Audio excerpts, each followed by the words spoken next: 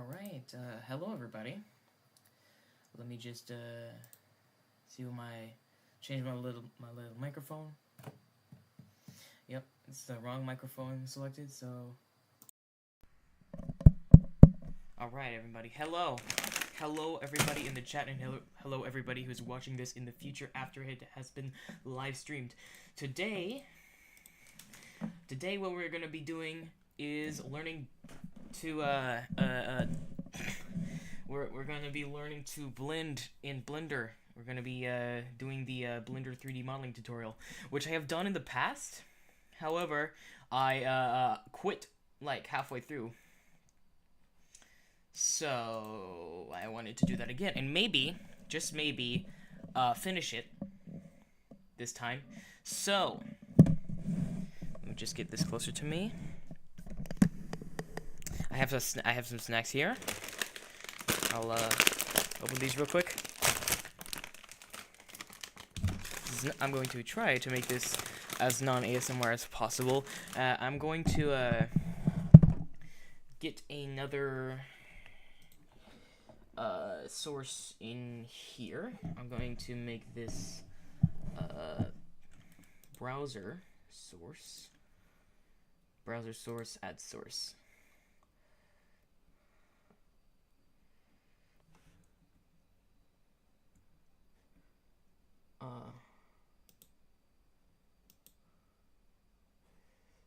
Okay, so, wait. I'm confused. Yeah, so this is not what I'm looking for. I'm going to be removing this source and adding a new one. I'm just going to... window capture, add source.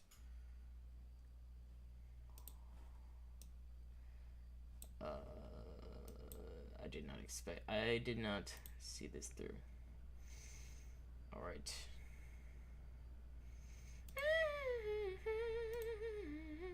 Add source again. I guess I'll just...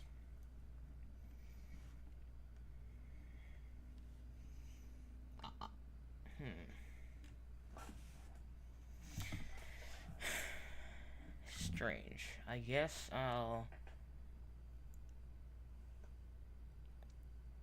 do a display capture. No.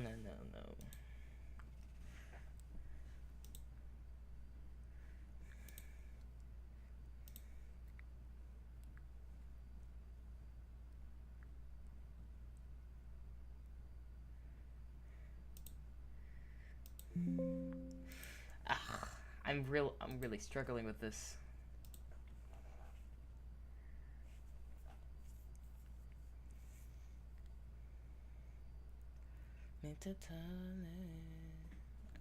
Where is... Should I just do a display capture? I think I should just do that.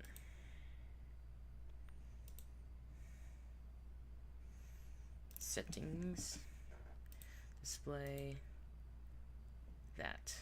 Alright, I'll just put that in the corner. Then that will display this. Yes, alright.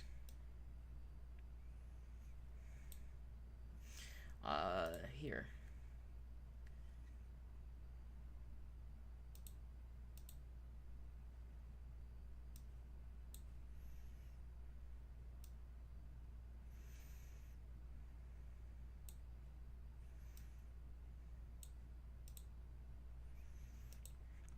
Okay. I think that should be it, so we can now do the tutorial.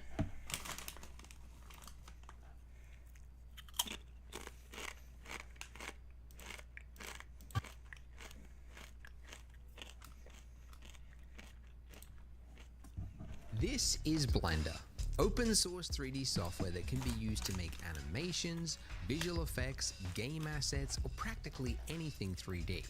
And best of all, it's 100% free and it always will be. If you've never used it before but you want to learn it, well, then you're in the right place. This is a tutorial for complete beginners. I've been using Blender for 20 years, so I'm going to show you how to use all of its core features. And by the end, you'll finish with not only the confidence to start your own projects, but with your very own donut animation.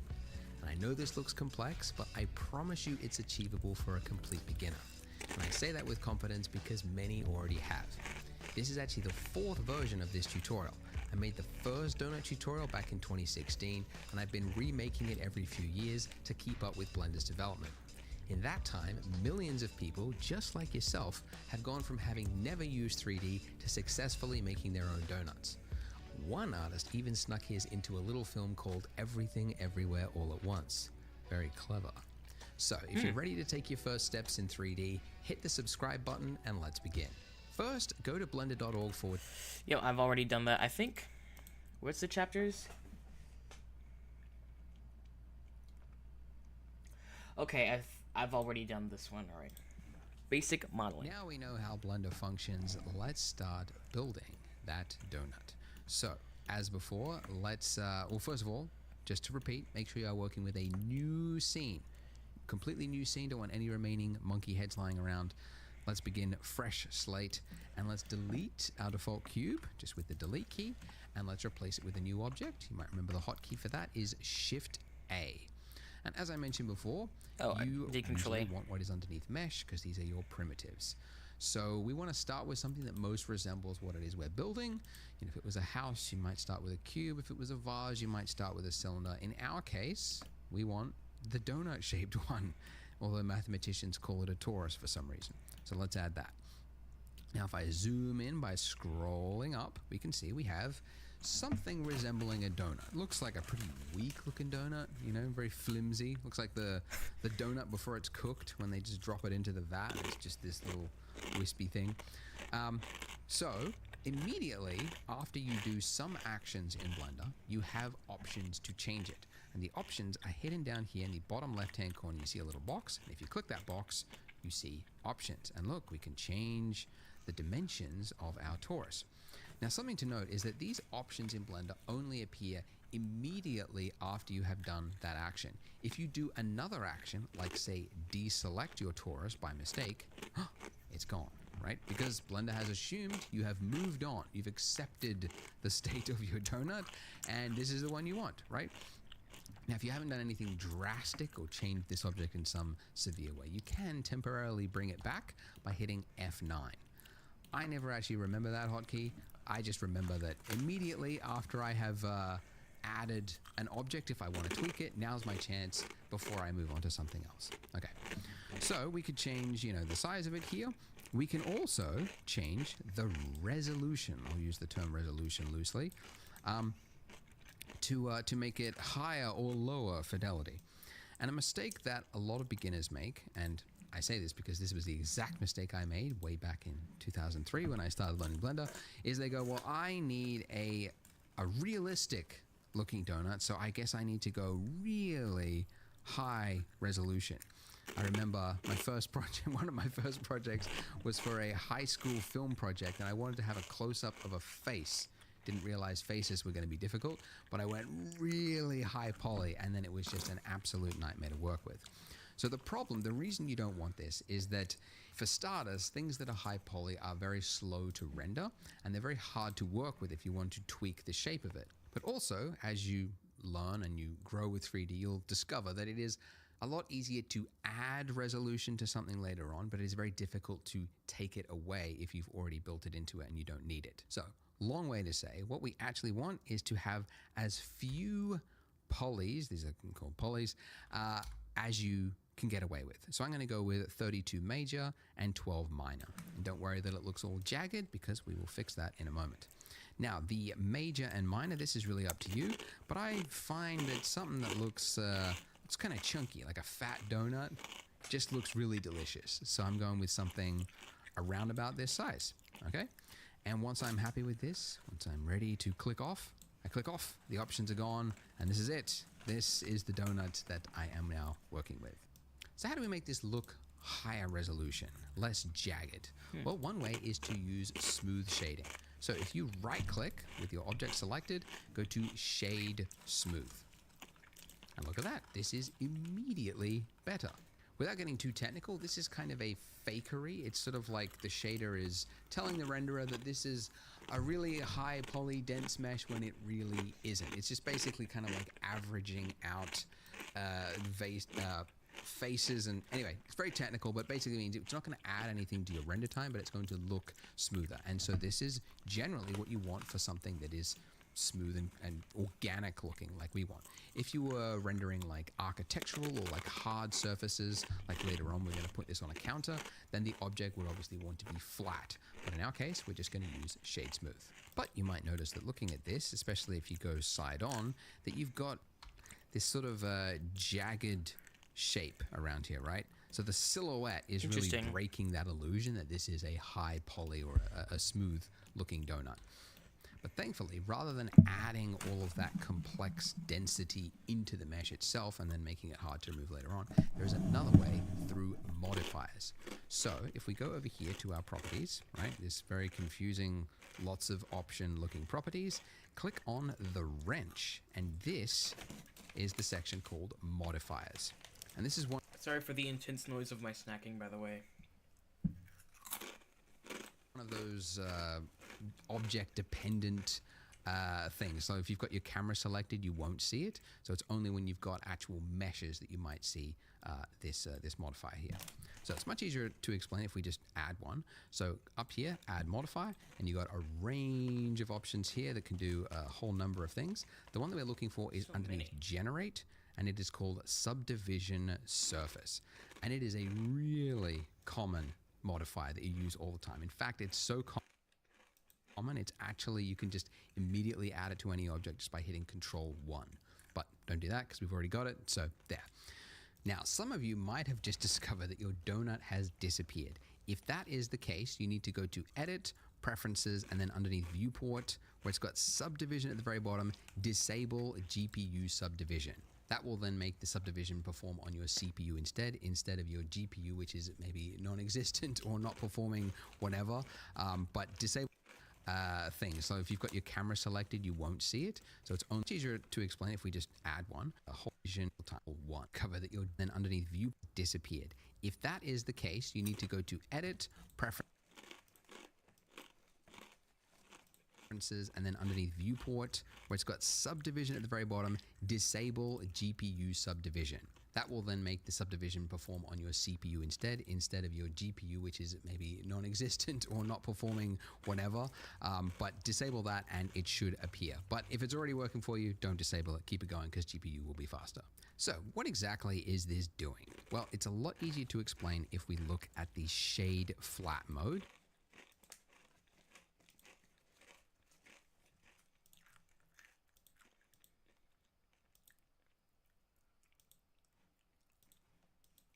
Because we're not being tricked by the smooth shading there.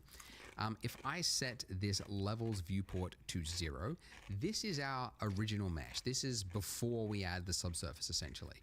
When we increase this, you can see that it is adding resolution to our mesh. And the more I increase this viewport levels here, the finer and finer that detail becomes. So to explain it, because this is such a very, very common modifier, it's kind of important to understand how it's working. You can see that this is these squares here, these are called faces, by the way. And for each one of these faces here, as I add a level, you can see it's becoming 4 faces, right? And then now if I zoomed in on this one face here, if I do another level, that's now become 4 faces. And then if I zoom in again, it's now become 4 faces. So it's exponentially adding detail. And you might also know that it is smoothing it out as well. Like this jagged edge that we've got here, you can see now becomes smoother. So to quickly visualize that, if I just draw it, like imagine you've got like a 90-degree corner, right? Like this. If you add a subsurf modifier, what it's going to do is it's going to add a point here, right? Because this is the extra detail. It's also going to take that point there and it's going to average it out. It's going to average it out between these points. And it's going to create another one there and another one there. So you go then from having that really hard corner there to having something that looks a lot smoother. So it's going to take a point and it's also going to change it to make it look smoother, generally speaking.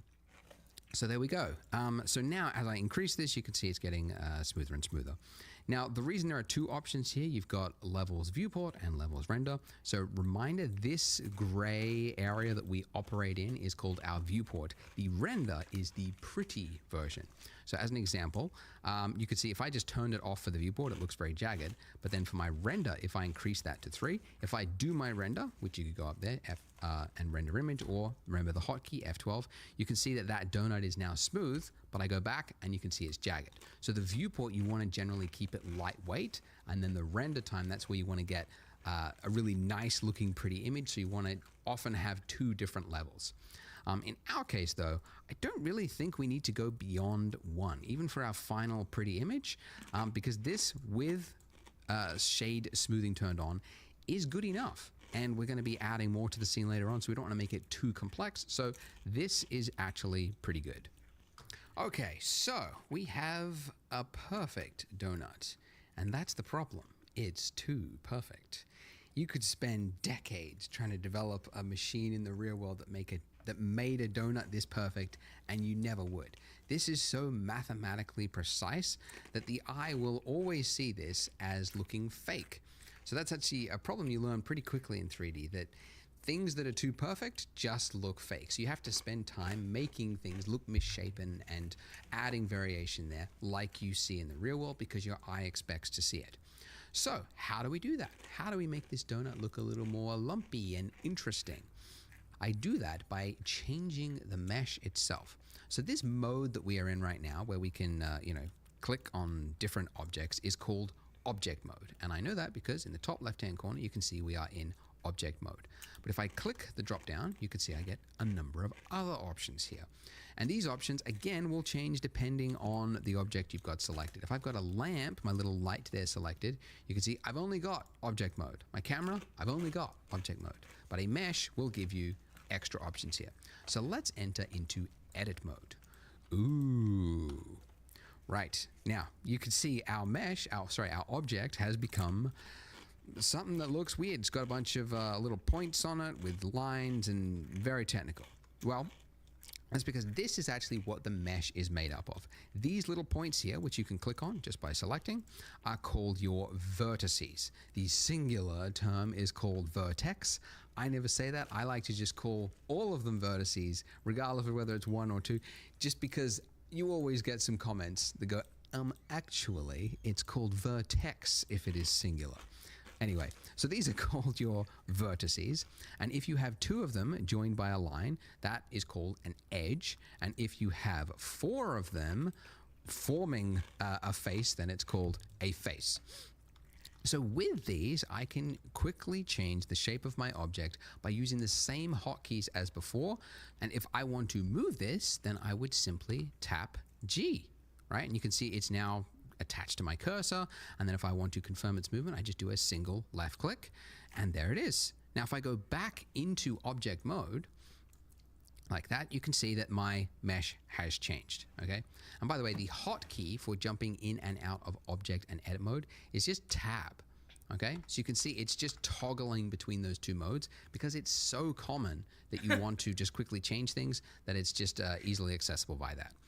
Now, this is okay, right? But you can see it's got like some artifacting. It's not the greatest lump, right? So how do we make it look a little more natural? Well, I mean, you could, you move one, drag it out, okay, click, and then I move, the next one next to it, right? I'll move that out, and then I'll move this one out a little bit, and then I move this one out. And it's like, okay, well now I've got the thing, but it took me like 5 actions. Ridiculous, right? No one wants to do that. No one's got time for that. Thankfully, there is a tool in Blender just for this, and it's called proportional editing, and you can enable it up there in your toolbar. So if you enable that, now if I hit G and I move it out, you will see I get a little ring around my proportional editing. Where's that again? Oh, there it is. All right. Cursor there, and that is now changing the mesh around it. Now, a lot of people in my previous tutorials were like, I don't see what's going on. You have to have something selected first, and then when you hit G, you will see that little circle of influence. Okay, now this circle of influence, if I scroll up, you can see it's shrinking its circle of influence. And if I scroll down, it is expanding its influence. So it's only going to affect what is in that ring there, okay? If you are on, if you don't have a mouse with a scroll wheel, you can also change the influence by using page up and page down. And if you don't have page up or page down because you're on a Mac keyboard, then what you would have to do is go to key map and then change your page up and page down to something else just so that you could get around that. But guys, you got to get a mouse. Get a mouse with a scroll wheel. I think they're, 50 cents or just in the nearest landfill somewhere. Get a mouse because it's going to make your life in 3D a lot easier. Okay, so with this, I can now make quick work of lumpy shapes, okay? So I just drag that out. Okay, I've got a little lumpy shape there. Maybe I go down here and I pull this up just by hitting G, moving it up. Okay, so already this is looking a little more natural, right? Because even if we were making a stylized world for a Pixar movie or something like that, you can't have just a spherical looking donut, round looking circular donut, because it just, your eye will see it as fake. So very quickly, I'm able to add a little bit of variation to the donut, just all around it, just a little bit over here. And you can see that I am just changing my circle of influence depending on what size of a lump I want to make. So if I just want to make like a little bit that sticks out, I can make a small circle just by scrolling up like that. And you just want to do that until you get something that looks a little more natural. I might want to make the inner part as well. Maybe just drag that in with a smaller circle. And that's pretty good. Let's just have a look from the top. I might actually just drag that out, make it a little bit more like that. But there you go. That's pretty good for a donut. It's still kind of simple. It's not too detailed, but it's got just enough variation in it that it's more interesting to look at. Oh, one more thing I forgot to mention. Go back into edit mode with tab. Donuts, when they're sitting in the little vat thing, right? They're only like half submerged, so then they have to be flipped. But it means that the bit that's nearest to the surface is getting less heat. So essentially what I'm saying is the bit that's around the donut, the circumference of it is usually a little bit flatter. So donuts aren't like perfectly round all the way around. They're usually a little bit flatter. So what I want to do is I want to select these vertices along here and then I want to shrink them. Now I could go around one by one like this, which is actually what I used to do when I was learning Blender pre-YouTube days and there was no tutorials. I would do this if I wanted to select this. Silly, because there's a function, a tool for that, and it is edge select. So if you hold down Alt on your keyboard and then do a single left click on not the points, but on the edge, right, this little line here, you can see it's selected all the way around. So it's anything that's connected along.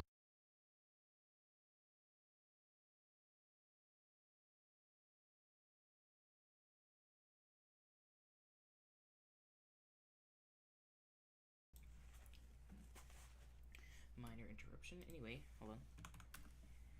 Wanted to select this.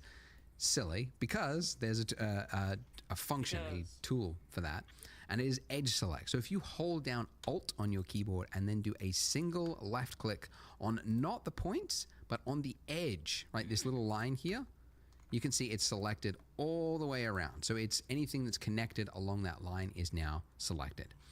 So if I want to shrink this, right, what would I do? Well, I mean, yeah, you could like move it around, right? We want to shrink it. We want to change the scale of it. So we would use the hotkey S for scale. So S, and I'm going to scale that in. And I actually don't want proportional editing. So I'm going to turn that off and now scale in and just make it a little bit flatter. And there you go. See, it just feels a little bit more natural, doesn't it? It looks a little bit closer to what a donut looks like.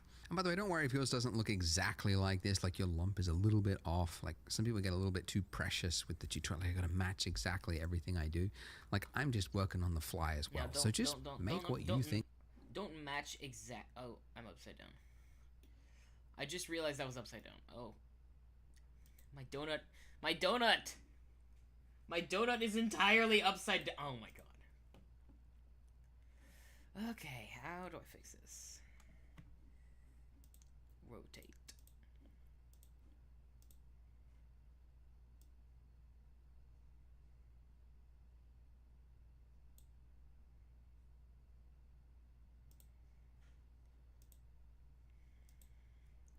Alright, I have fixed it. Alright. Think looks good. Maybe you think this is not misshapen enough and you want to add more, go for it, because it might actually turn out better than what mine is. Now, before we move to the next part, how to save. How to save. Blender, very, very easy. You just go save as, and you just get one file. It's called .blend. Very literal file extension, really pushing the limits of what a file extension can be. That's almost a word, Blender. Anyway, .blend, and that's it. And then next time you open it up, it's exactly like it. It's not like ZBrush where you got like 4 or 5 different ways to save a project or an object or a tool or a... Hate ZBrush.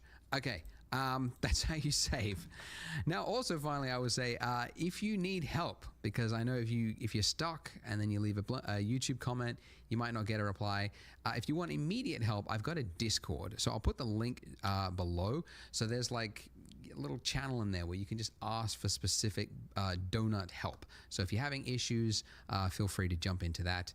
And also, guys, don't beat yourself up. Like 3D is definitely has like a steep-ish learning curve. So you're in that steep slope right now, and it's really common. Like a lot of this stuff is very foreign. 3D is very unique. It's very different to a lot of 2D tools. But don't give up. Like it's definitely achievable to learn and self-learn at home. You don't have to go to school. You don't have to pay for a tutor. It's really easy to get help online nowadays. So do make use of that Discord. Post comments as well in the YouTube comments if you want to. But I hope you stay with it. So if you're ready to jump to the next part after you've saved your blend file. Oh, no, I did not mean to do that. Hold on.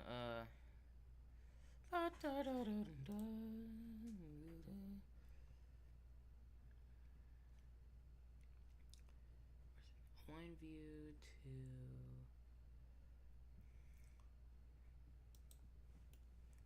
Yeah, that's what I'm talking about. I remember that from the tutorial. Ooh. The inside of my donut. Okay. Am I right side up? Yes, I am. Part 3. Let's go. Modeling the icing. Do you struggle to get your writing? Shut up. Please shut up. Did you guys know that Blender 4.0 had a change that makes it more realistic by default? Or that there's a new technology that is going to expand the uses for 3D exponentially? Well, you would if you were on my free newsletter called This Week in 3D. It's an email from me once a week with 3 to 5 things that I found interesting that week from the world of 3D. So sometimes I share a new tool that I found, a remarkable tutorial, a new Blender feature, a news story that affects the industry. So click the link in the description, enter your email address, and then you will stay up to date on the world of 3D. It's always free and it's always written by me. Now, on to the tutorial. Welcome back to the Donut Show, where we make sad little donuts that we cannot eat. This is where we finished up at the end of part 1. Man. We've got our nice... Wait. You're telling me I can't eat my donut after I'm finished making it? This is a scam! I'm joking, obviously. looking donut. And now we're going to make that icing, which looks complex, but is actually fairly simple. Now, as I mentioned before, if you want to add an object, you go Shift A, right? And then you start with something that resembles what you're trying to create. But we already have something that resembles the exact shape we want to create. It's the donut, because we want the icing around the donut. So let's just reuse this information. So we can do that by duplicating the object. And if you don't know the hotkey for it, you could just go Object, and then you'd find it here where it says Shift D. So Shift D. Now, when you hit that, you are in a placement state, essentially. Like it's duplicated, and it's now saying, where do you want to place it? Now, in our case, and actually often, you don't actually want to change its placement. You want to duplicate it exactly where it was. So you can cancel the movement by hitting Escape or right-clicking. Now, when you do that, it looks like it's canceled the duplication, but you can see in your outliner, it has duplicated it. You've got two objects, but it's just in the exact same place, which is what we want. So first things first, we need to name them, or else we could get very confused very easily. So you can name an object by just double clicking it in the outliner, and then just typing in the object. The other way you can name something, I'll just show you the second way. If you select the torus 0.001, that's your icing object. If you're in the 3D view, where your cursor, is over the 3D viewport, if you hit F2, that's another very quick way that you can name something without having to go up to the outliner to find your object. So with our icing object selected, let's go into edit mode by hitting Tab. So we want the icing on the top, which means this bottom half of our mesh here is redundant. Don't need it. So we want to delete it. So if we just dragged over the bottom here, you can see it looks like we've selected the bottom half of our donut, but if you were to move around, you would see, oh, we haven't actually. It's only selected, annoyingly, what is facing the camera. Where there's a mesh, it's not gone through the mesh. A lot of users find this annoying. I agree. Sometimes it seems like that would be the more default one that would make more sense, but anyway, don't want to argue. So if you want to select through a mesh, you can go up to here in your top navigation, toggle X-ray. If you turn that on, it's going to enable you to see through the mesh. And now when I drag over it, you can see that I have selected all through the mesh as I move around it. By the way, you might find it like when you're in this state, it's kind of hard to select. Like it's easy to kind of accidentally select what is above it, and depending on what you've got at your end, that might have happened already. So another way to easily just look directly on the side-on of your donut is to just click one of these, like in your gizmo here, instead of just dragging around, just do a single click on either the green one or the red one, the X or the Y. And now we're in that state. You can see it's flattened it, so it's put you in orthographic mode, which actually you can toggle to at any time, just over there, which just makes it easier to just do a single, all the way through the mesh, select. All right, okay. All right, so we want to delete that. So just hit the delete key. You get an extra option here. I was not paying attention. This state, all through the mesh. If you turn that on, it's in your, Oh, okay. I got that now. All right. Okay. I think I might want to do this.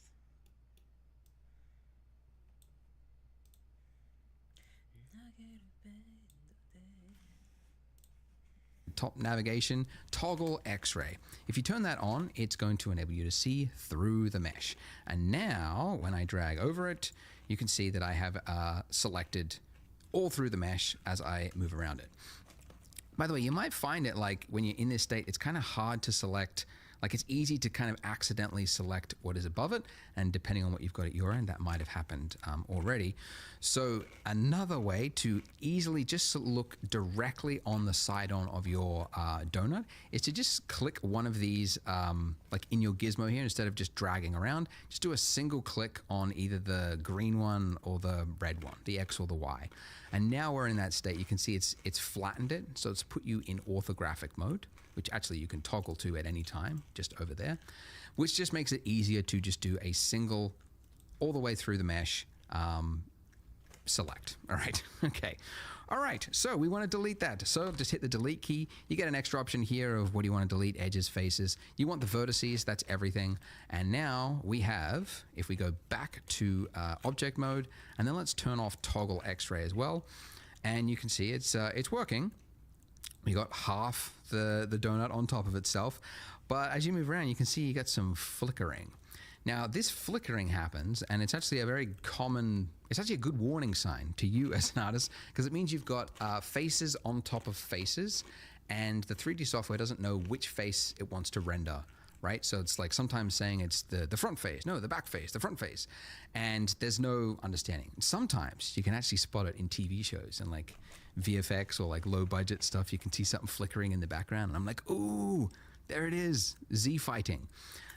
That's what it's called, Z fighting, or Z fighting if you're not American. So what we want to do is we want to give thickness to our icing. So we can do that with a solidify modifier. So adding another modifier, make sure you've got your icing selected, not your donut. And then here where you've got add modifier, we're going to go generate solidify. Okay. Now it's made it worse. It's actually added a thickness to our mesh there, but it's actually done it the wrong way. So it's with the normals. Yeah, what is it? It's trying to put the the extra bit inside the donut. So we can change that by just changing the offset here in the solidifier settings. Just drag that all the way to 1. Some of you might have actually found that it was correct before, just depending on which way your normals were. If that's the case, keep it at -1, but everyone else keep it at 1. We just want to make sure it's actually outside. Okay. I also, let's just increase the thickness a little bit too. Let's go, yeah, 0.025. That looks pretty good. And great, we've got what looks like a yarmulke on our donut. A perfectly straight edge little hat for our donut. So let's make this look more like icing. So the edge is wavy all the way around. So to do this, this is where we get into the fancy, finger magic, because you're typing lots of keys. Anyway, go into edit mode, and we can see straight away that we can't see the mesh, and that's because the solidify modifier is obstructing our view. So these little boxes here, as I mentioned before, like this is to hide it from viewport, but if you want to just hide it from your edit mode, which is the state that we are in right now, the box next to it is the one that you uncheck, which means in object mode, when you're tabbed in object mode, you can still see it, but edit mode, it's it's temporarily hidden for you. So if I was to select one of these points here and move it down, you can see that it's working, but it would be, again, a lot of effort to go round and round and do these one by one. So we want to use that old familiar proportional fall off tool again. So proportional editing on, and now as I move it down, let's just lower the slider way down here, and then let's pull this down. Okay, now we'll find issues. If we move to the side here, we can see the first issue we've discovered is that this is separating from our mesh here. And that's not what icing does. When it dribbles down, it follows the shape of the donut all the way down.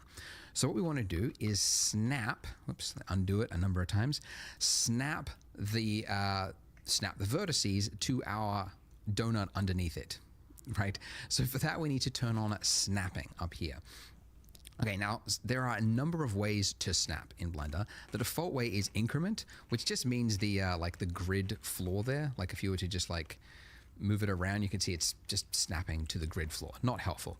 But we want to snap it to the face. And now with face snapping enabled, if we move this down, we can see, let's just look here, that the bottom bit is snapping to the face, but as you might have seen, the top bits, the rest of essentially what is inside of our circle of influence with this proportional editing, that's not being affected. Only the little point that we had selected was affected. So that's not what we want either. Normally that would be enough, but in this particular case, we want to also snap individual elements too. And let's go face project. Now, when we pull this down, you should see that these are also no longer clipping through the donut. But still, we have issues. Why is that? Well, it is actually working correctly. We can see these are not going through the mesh. So why does it look like it is?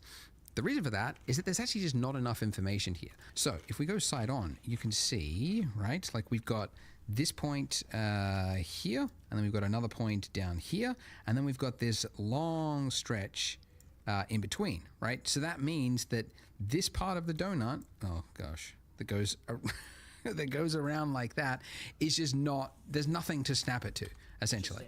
So what we need to do to fix this is just add more geometry. So these little vertices here, we need more of those vertices. So we can do that by actually using the subdivision surface modifier. Because although it is a modifier, you can apply the modifier. And the modifier currently is adding geometry, so let's just apply it. So to apply it, we just click this little drop down here next to the modifier and then go apply. Now, if we, nothing should have changed from this view because the same information is being displayed. But in edit mode, you should now see exponentially more faces, because here, where there was, one face before, you can see there's now a lot more, right? 4x, okay, 4x. Okay, so now if we pull down, we should see it is snapping. And if we go into this mode, you can see that it's now conforming to the mesh in a much more nice. All snug way, because there's information there for it to use. Now this shading artifact here that we can see, this don't worry about that, we'll fix that in just a moment. But I need to show, because I've shown you like 4 things that we need to enable for this to work. I got to show you one more, because if I pull down and if I scroll up, you'll see something. Okay, if I was to click, we get this horrible problem here, and I've done this tutorial on enough, and enough people have hit this issue that I need to call it out specifically, because it seems to be a big point that a lot of people just don't know where to go from. What's happened is if we use a what's it called, the circle of influence for our proportional editing, if that is so high, it's actually high enough to reach the mesh on the other side of the donut. And then because we've got snapping, it's now projecting that, snapping it to the front, which is creating this like something that's a nightmare to fix. I mean, in fact, it's easier just to start from scratch than to try to fix that. So if we want, sorry, there's a lot of noise. To fix this, we need to hide the part of the mesh that we don't want to be influenced by our proportional tool, right? So to do that, there is an easy way to do it. We can actually do it very precisely. So if with this middle bit of our donut here, if I just hold down Alt and then do a left click, as I mentioned before, that selects the ring, okay? And we could, we could do that all the way up, but actually there's a little, I don't know if it's an Easter egg. It's kind of a cool tool that not many people know about. Control plus.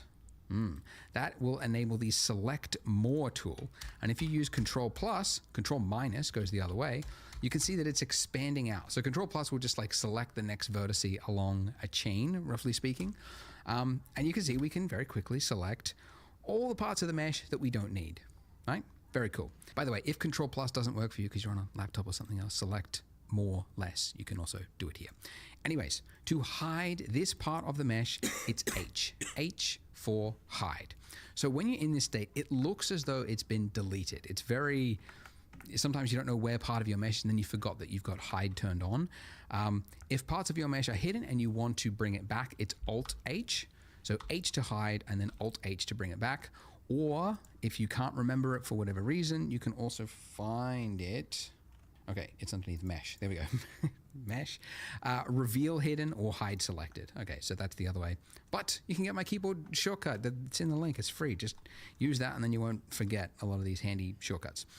All right, so now finally, after all that, after 4 different ways and problems to explain, we can now take part of this mesh and drag it down, and it will work correctly. Haha.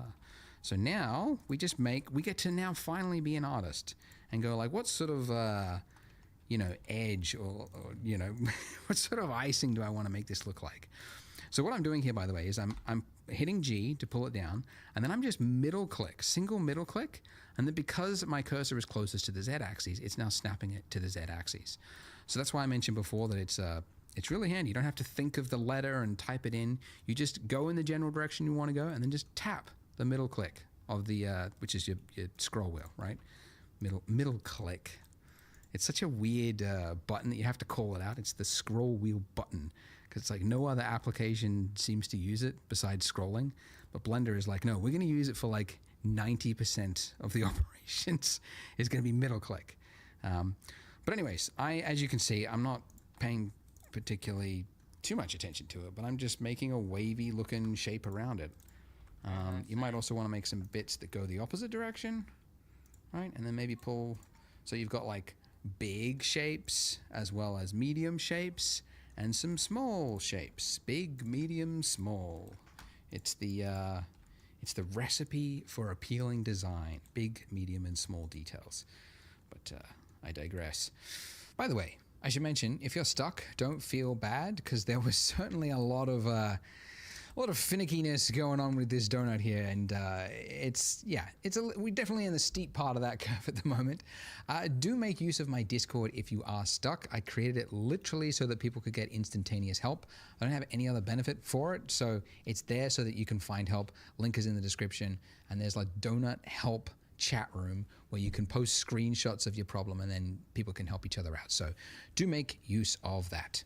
Now, our shading issue here, this darkened edge, is actually going to fix itself by fixing another issue. So it's a two birds, one solution kind of problem. This 90-degree edge here for this icing, not ideal. Everybody knows that a real icing would create like a rounded edge there, right? So we can fix that just by adding another subsurf modifier. Because you might remember I mentioned, like, yes, if you've got 3 vertices, it'll create like another vertex here and another vertex here, but it'll also like round it out. It'll pull this one back, so you end up with a rounded corner. So right here in your modifier stack, we're going to go add modifier, generate subdivision surface.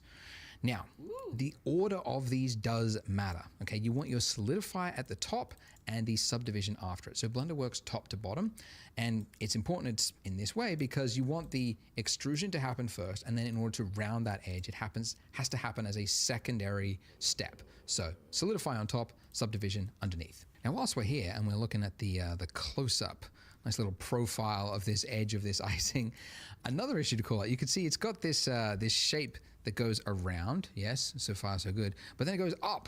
And it's like, it'll be better if it went around and then tucked in and touched the edge of it, because that would look more like real liquid would. So we can solve that by just changing one of the settings in the solidify modifier.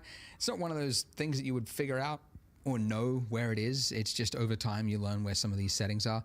But essentially here, the edge data. So we want to change the edge data to say that before you do the solidify step, add a crease on the inner part right here.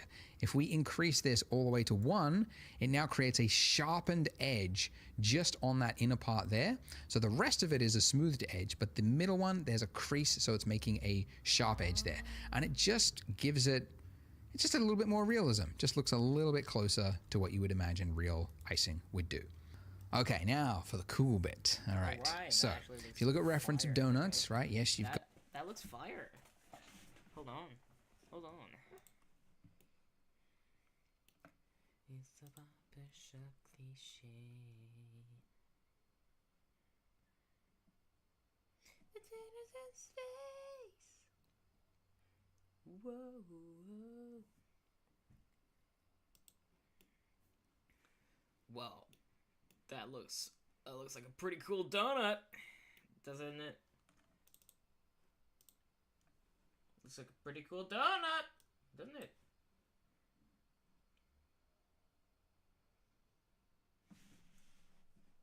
Really?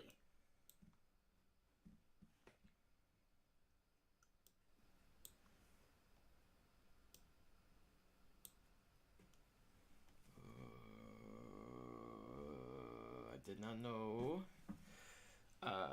Shockwave told me to model some balls. I'm not going to be doing that, unfortunately. But I am going to be doing AFK. So.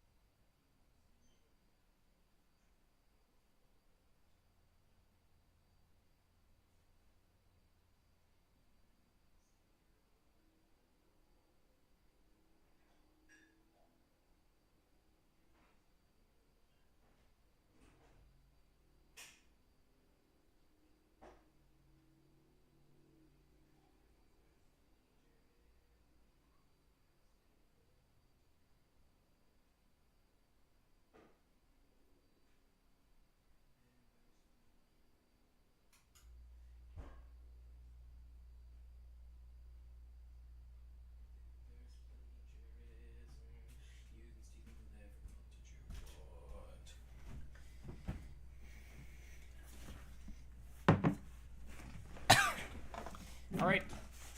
I have returned. You see, I have returned. So, got these little wavy bits, but where the icing is really liquidy, it'll often break off from this wave here, and it'll create a trail that goes down underneath the donut, right? It just sort of drips all the way down. Whoops, bumped the microphone. So we can do that, but not the way we were doing it before. If we just took one of these points and then like dragged it all the way down like that, there wouldn't be enough information there, right? You can see you just get this like stretched look, and it doesn't look great, okay? So essentially we need to give it more information, and we couldn't just do it by like adding more and more subdivision surfaces. We need to actually like break this shape here and create a new shape that goes down. So we need to extrude. So if I select this vertice and then the one next to it by holding down Shift, I don't think I mentioned it, but yeah, if you want to select two things at once, it's Shift select. Anyways, so if we select two vertices like that, we want to extrude it downward by hitting E. So when you tap E, it's similar to G in that you're in a placement state now, saying where do you want to place this? So I'm going to move it down to, yeah, like about there where I want the trail to stop, and I'm just going to do click, left click, and it's now placed it there. Now, it's hard to see it, but if I just switch to wireframe, you can see what it's doing. So it's created this breakaway shape here, an entirely new face that's completely separate to what we've got there currently. And what this means is if we go to object mode, you can see it's not just like continuing this form here, it's pulled it down, right? Which is exactly what we want. And in fact, I want it to go even further than that. So I'm going to select those two vertices. Exactly. I'm going to pull it down again. And then I'll do it again. And the reason I've done this 1, 2, 3 is that this detail here is important so that it conforms to the shape of the donut. Because if there's not enough, you're going to have that clipping issue that I showed you earlier. So that's pretty good. And now we're going to do it again. Originally in my earlier versions of the donut, I only did like one of these, but then I noticed that in the render, the final render, it's often the most interesting part of the donut. So now I'm thinking, yeah, just do it all the way around the donut. Just add the bit that looks cool. Add more of that. So here, so wherever there's essentially like a big dip is what I'm looking for. Like where the liquid would sort of build up and then like the surface tension there would be just too much and then it would break away. I'm creating those. It would go down underneath like that. And we'll do another one here, why not? Like that, and down, and down. And that's pretty good. Haha. Lovely. So that concludes finally this heavy part of the tutorial. So if you're ready to watch the next part, hope you're not giving up. You can click there on the screen and I'll see you there. Make sure you hit subscribe as well if you haven't. A large number of you don't, but if you want to see more Blender tutorials, that's what you need to do. Self-promotion right there. Thanks guys, see you in the next part. Yep. Part 4. Then there's plagiarism. You can see whatever. Stop advertising your servers to archaeologists on site surveys. Start marketing to the right people by targeting industries and functions on LinkedIn ads.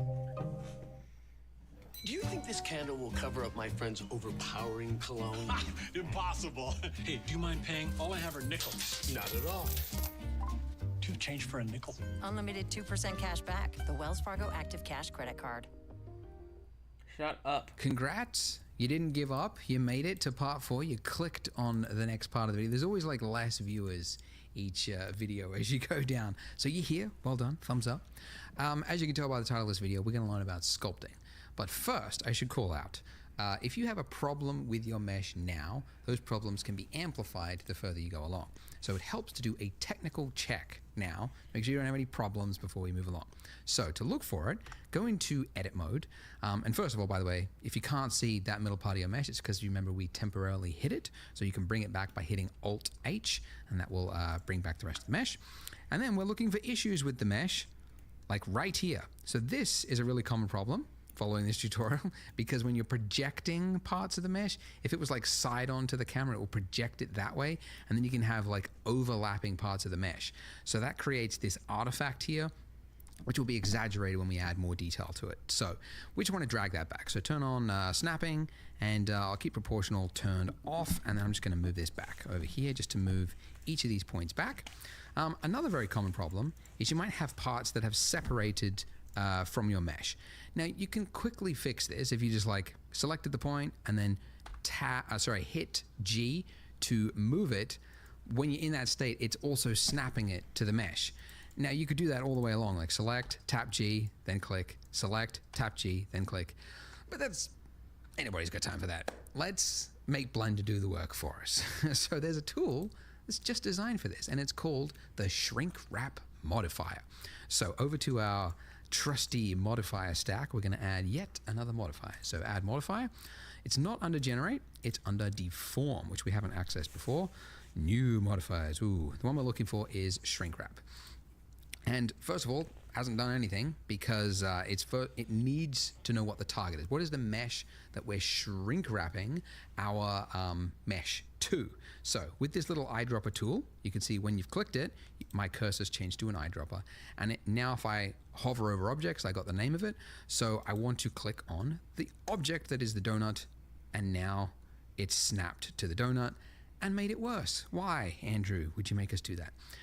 Remember, the order of your modifier stack matters. So the reason this happened is because we've done it after the solidify mod. So if it works top to bottom, we want the shrink wrap to happen before any of the extrusion happens. So now that it's there, it's correct. And this is what it looks like before, and this is after.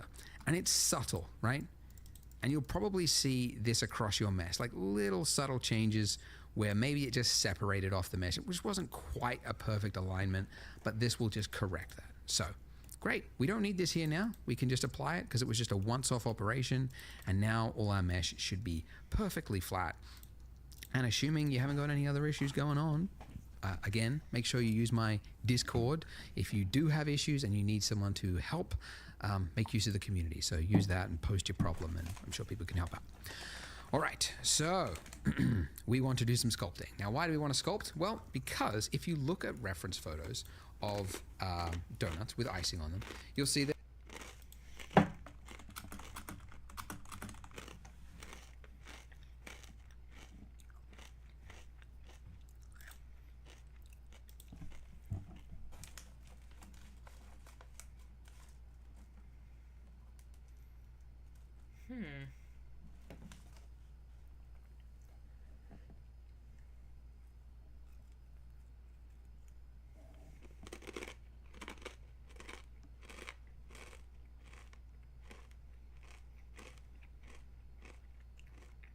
this looks AI generated.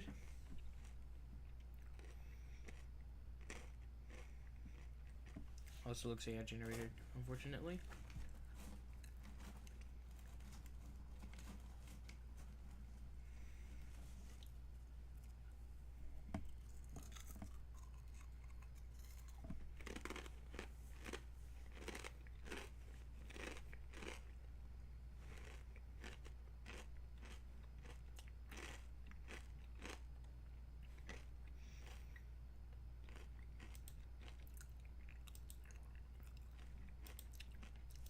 that icing is obviously a liquid, and liquid does weird things. One of the weird things that it does is that it will pool in certain areas. It's not like a uniform amount all the way on it. So the most obvious being like at the end of this trail here, there would be more that would accumulate at the end there. And I think the reason for it is that because it's a viscous fluid, once it runs out of enough fluid, there's not enough to kind of push it forward, but there's enough for it to build up. So you would have like a buildup here on each of these ends, but you would also have buildups all along the edge. And you can see it in reference photos. Like here, we've got this like clear, was it like a glaze? And basically the areas there where it looks whiter, that's a thickened area. So we essentially want to replicate that across our donut. So we can't do that currently. Like if you go into edit mode, we don't have any mesh to work with because the extrusion, the thickened part is happening via this modifier. So we need to make the modifier real. So again, we're just going to apply it. Drop down, apply. Now in edit mode, we have that part of the mesh to work with. So we could, if you wanted to, come in here and like select the points that you want to add, you know, a bulge to, and then very carefully come in and tap G, and then, oh, I've got snapping turned on, turn that off. pull this out, right? And go like that and go, yep, there's a little bulge there, but that's very tedious to first select a point, then tap a key to move it. It's very tedious. So that's really like you just need to use another tool to do the job. So edit mode is one tool, and it's good for like very precise things when you need to get precise things. But for more like organic shapes, more freehand stuff, that's where sculpting comes in. So at the top here, we've just been flipping between object and edit mode, but the one underneath it is sculpt mode. So when we go into that mode, you'll see that we have on the left-hand side all of these tools that appear. And I mean, this isn't a sculpting like tutorial really. We're just really going to scratch the surface, but they do different things, different sculpting things. Like let's just use the default tool here. Can't really see much happening. Let's just turn up the strength and the size of it. Like it just pulls out that part of it. And even that quick little one stroke, imagine if you had to select each of those points and pull them out one by one. Like that's why this tool is the appropriate tool for this kind of job, right? Because it's very quickly going to enable us to add lots of complex shape. Very cool. So the tool that we're looking for is actually, it's this one, the inflate brush, which is just conveniently the I hotkey, inflate. By the way, if you want to change the size of brushes in Blender, I mean, you've got these ones here. You've also got the strength slider here, but there is a hotkey just to change the size of the brush with F. So F to change the size of the brush, and you just pull out with your cursor to make it bigger, and then pull in to reduce it, and then do a single left click to confirm. You can also change the strength with Shift F. So Shift F, pull out, click, and then Shift F, pull in, click. Anyways, so if I was to draw on this, you can see that I'm inflating that edge. I can also inflate here, but you very quickly realize, like, look at that. Look at that. What is that, right? The eye is going to see that. It's a pro tip. Your eye is like, if you're going low res, don't go low res for things that are round, because your eye is very quickly going to spot low poly things. Actually, just last night I was playing Spider-Man, the Miles Morales one, and there was like this coffee cup that was on a table, and then you walk, and it looks fine, like as a background asset, but then part of it, the mission, you had to go up and read something on the table, and you had to get close to this coffee cup, and it was like 8 vertices. It just looked like almost looked like a nut on a wheel of a car, right? Just like that jagged. So, anyways, what I'm saying is this is a rounded form, so we need more information. We need more detail to sculpt on. The reason this is jagged and the reason there's not enough detail here is that just even though we have a subsurf modifier, a subdivision modifier, it's applying it after we do the sculpt mode. So when you're in sculpt mode, it's still just using your raw mesh here, and then it does this as a secondary step. So if we want to sculpt into this detail, we need to apply this. So I'm going to use more than one. I'm going to use 2 because I want to have even more detail. So importantly, by the way, if you're applying a subdivision modifier, even though you've got 2 levels here, it will always use just the viewport. So your render amount here could be whatever, but when you hit apply, it's just going to apply whatever is in the viewport. So I'm going to go 2 levels and hit apply. Now look at this. We have 16 times the detail because we had level 1, which would be 4x, a 4x multiply, and then 4x of 4x, 16. So we have 16 times the vertices to play with. So now when we go into sculpt mode, look at it now. When we sculpt, look at that. So much more room to work with and much more fun. So now that I'm in that state, I'm going to just do little circles with this brush on each of these points here. And the reason I'm doing like little circles like this is that by default, the stroke state is, space. You can switch it to airbrush if you want, and then you can just click and hold it there. But I find that to actually be like harder to control. So I just keep it in space mode and then just do like little circles. And then that enables you to just kind of continue adding more pressure as you move your mouse. So a little circle like that. And there you go. Very quickly, already we have a more interesting looking shape across it. So another brush, another tool, I guess you call it. Is it a brush? Or is it, I think it's technically they're called brushes. But anyways, another one that you use all the time is grab, and conveniently it's the hotkey G. And what this does is just like pushing clay with your finger. It's like, eh, eh, eh, eh, eh. It's really cool. And the reason I'm doing this is I'm actually just exaggerating the design, because that is what makes appealing design. It's exaggerating the addition and subtraction that you see in a shape, even though in the real world you might not see this like tapered thing like that. Because it's got this bulbous end, you want to draw more attention to that kind of globule at the end there. What? And to do that, yeah, if you just make this a little bit tapered using this tool, it can do that. And we get to learn about a new tool in Blender, which is the whole point of this tutorial. So, yeah. All right, pull this around. Just click and drag. I can change the shape, size of the brush with F. And you've got more time than me, so maybe make this better than what I'm doing really quickly.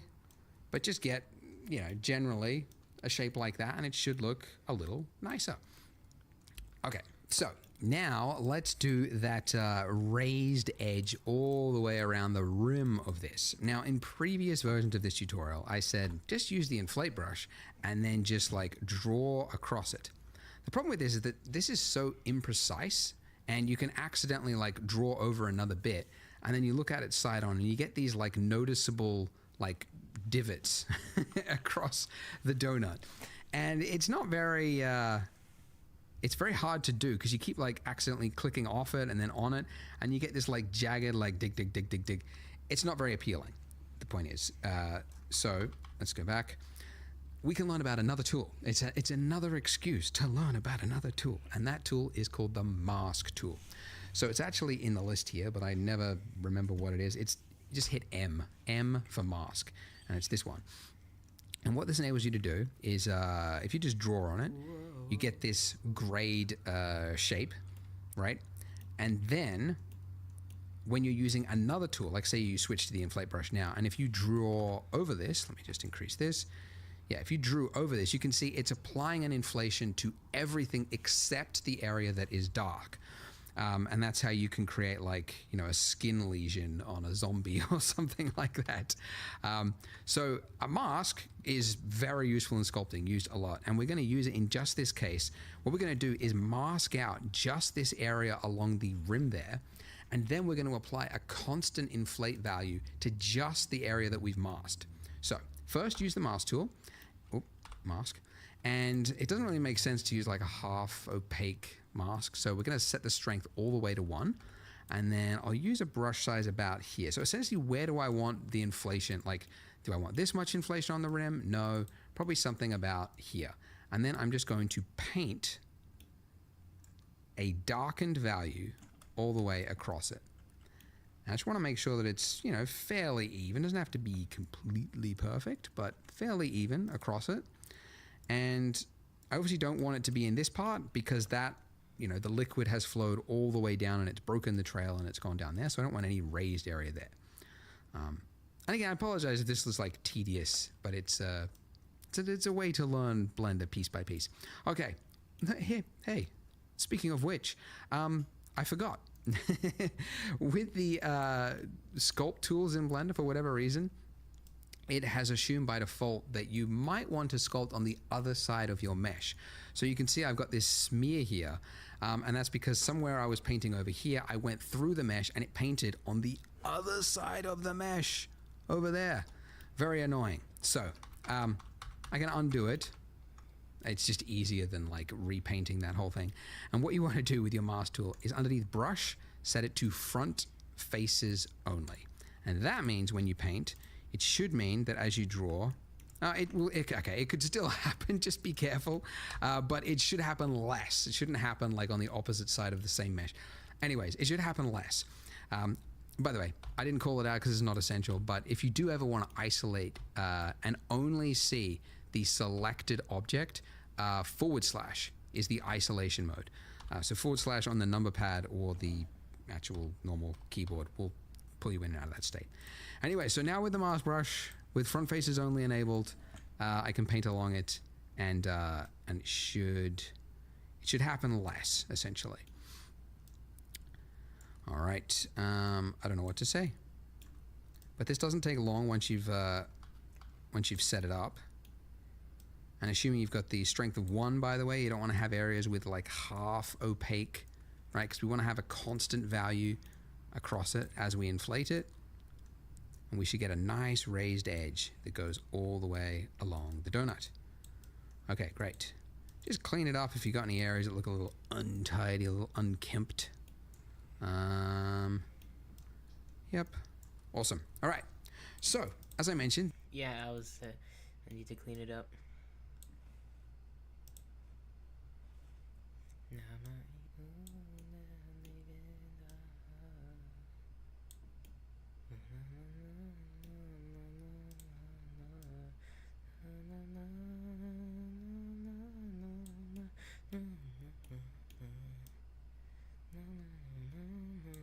You should really, everybody watching this stream, you should go check out King Ohamada's stuff. It's so good. I love Japanese city pop. It's great. Hora dolphin, hora dolphin, hora dolphin, dolphin, dolphin.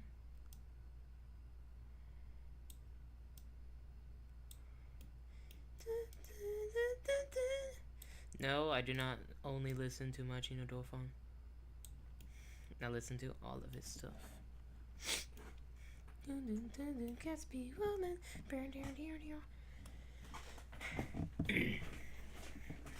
Seriously, you should check out his stuff immediately.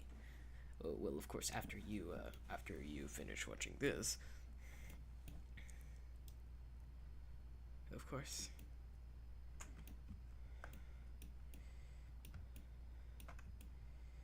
Oh, I didn't. I forgot about the zoom out hotkey.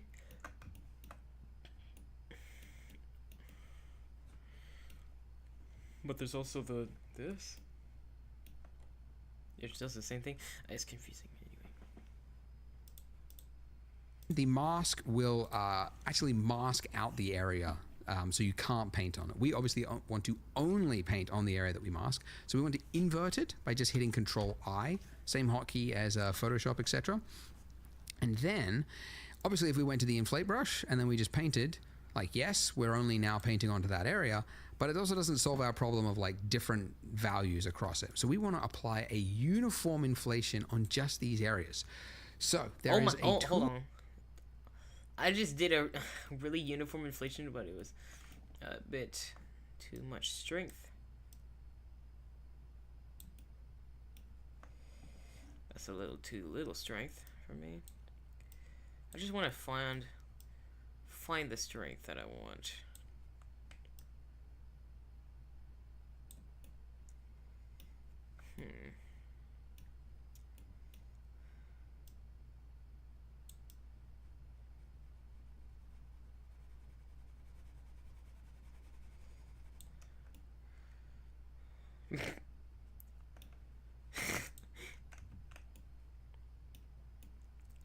Alright.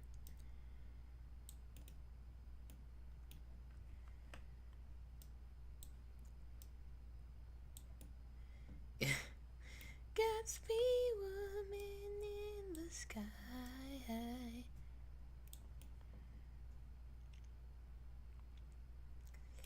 I wish I knew those lyrics from memory, but I can't.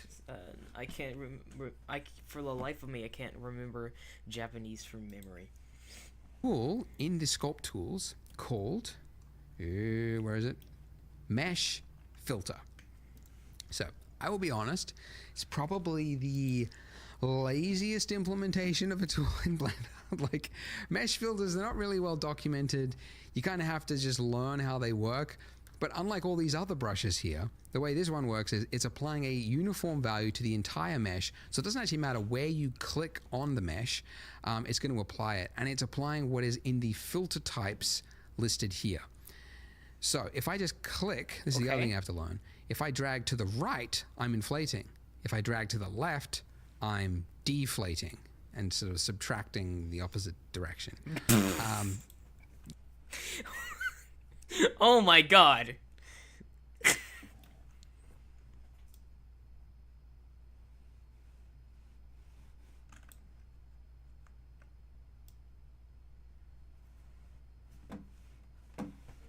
Damn.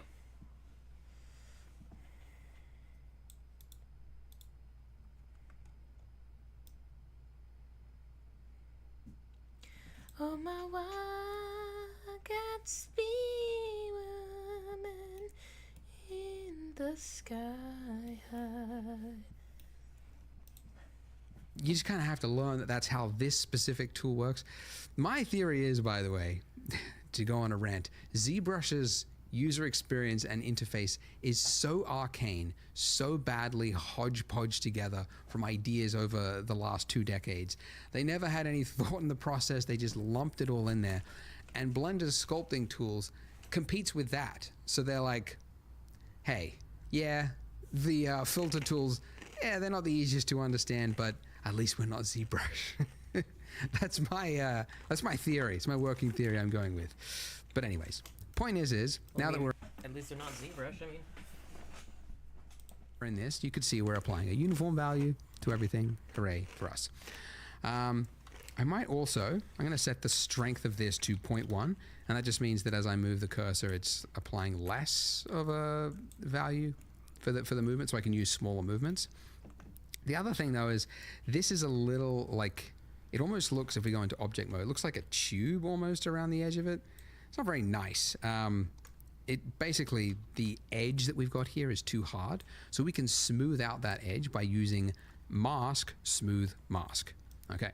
Now, if we use the inflate, just tilts to the right a little bit.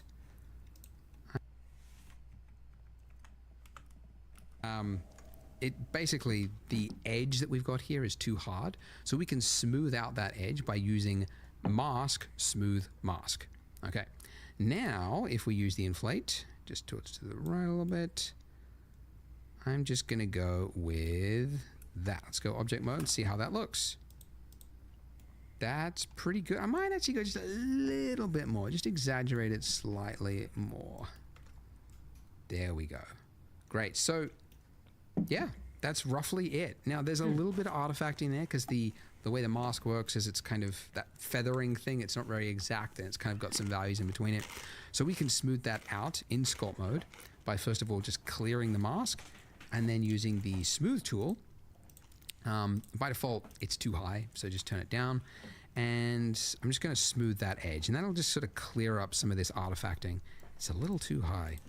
For whatever reason, the smooth tool, which also you can access at any point when you're in sculpt mode just by holding down shift, and it'll temporarily invoke the smooth tool, and it'll use the value that is on the smooth tool. So you'll be in this mode and then you hold down shift and it'll actually not use this value, but the value that's on the smooth tool. Again, ZBrush is the competitor, so some things are a little weird here. Anyways, so it's a little too high. Just turn it down, and now we've got a nice value. And I'm just smoothing this out just to clear up some of the artifacting all the way around the mesh. Ba-doop, boop, boop. And that's it. boop, boop. Lovely. Hey, if you've made it this far, 3D is in the cards. It's for you because we've done some fairly complex things. So if you're a beginner and you're just getting started in Blender, congrats, because it is a steep learning curve, but you have learned some very complex modeling and some sculpting. So congrats, you've made it this far. Why not continue on the series? Click here to see the next video, and I will see you in that part. All right, we're gonna do part 5, and then I think I'm gonna stop. So with Geico, we can easily bundle home and car insurance and save even more? Yeah, home car. Burritos. This is where we finished at the end of the last part, and we are ready for some material. My donut looks like it's a little too exaggerated.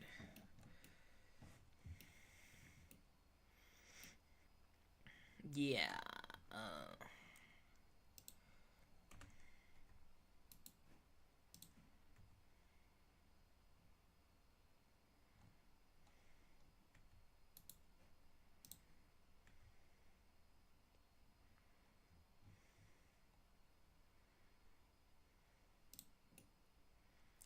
Okay.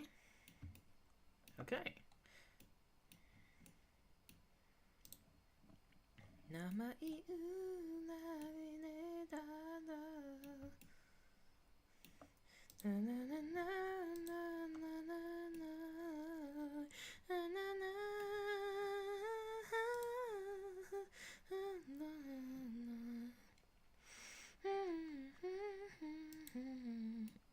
Dun, dun.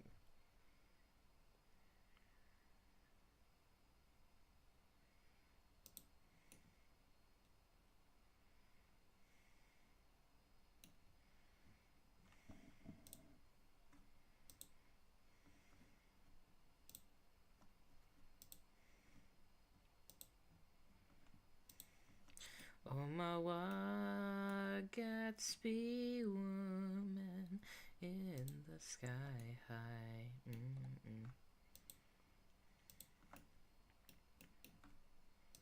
Namase Shitoku.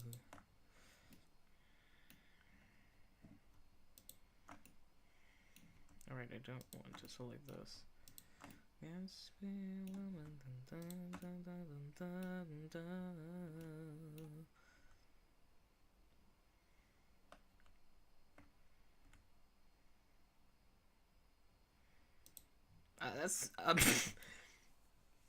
That's a little bit too much.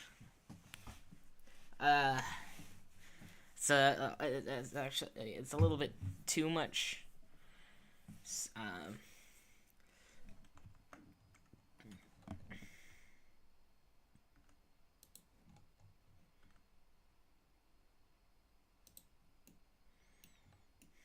I think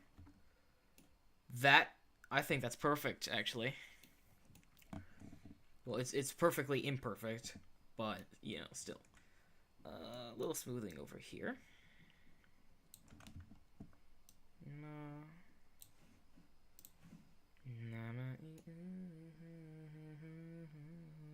Ciao, Bernie.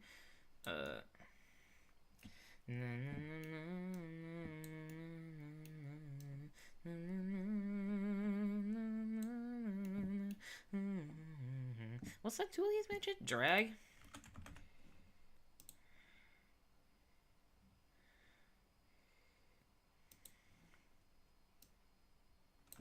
Oh. I think it's a bit too high of a strength.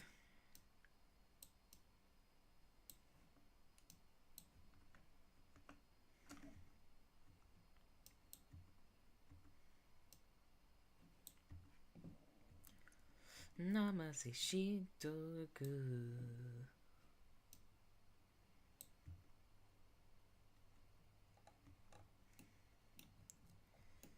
Where should I put my shoes? I'm Yamor, I'm Yamor. You say, put them on your head. I'm Yamor, I'm Yamor.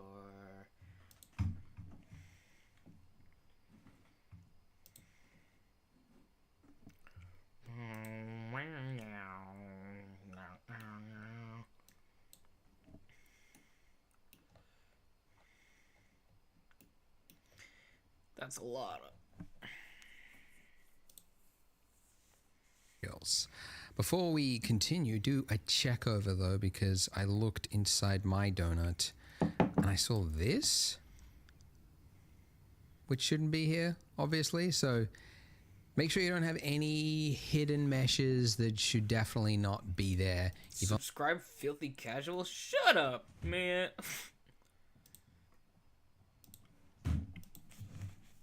I'm no Filthy Casual.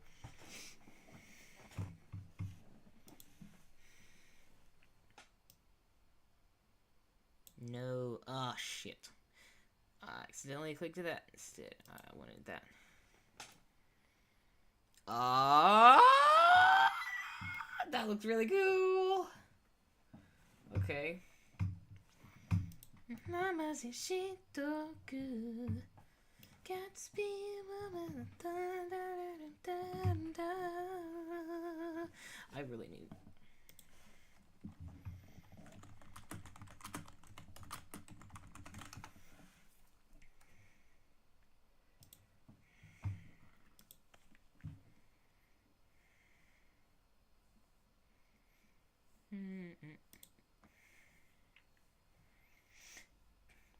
Gatsby woman in the sky high. Mana shitoku. Gatsby woman ni toto wa madoranai.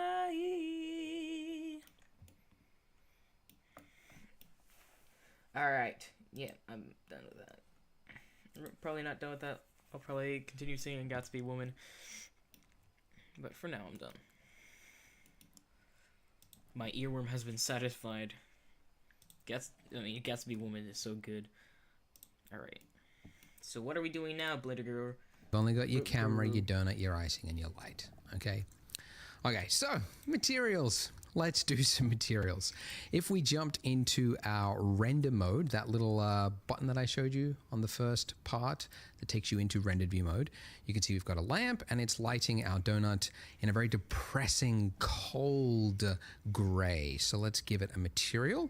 Down here, the little material tab, and then we're going to hit new. So just like before, the one thing we're going to change is the color. Let's make it a nice pink color. And that looks pretty good.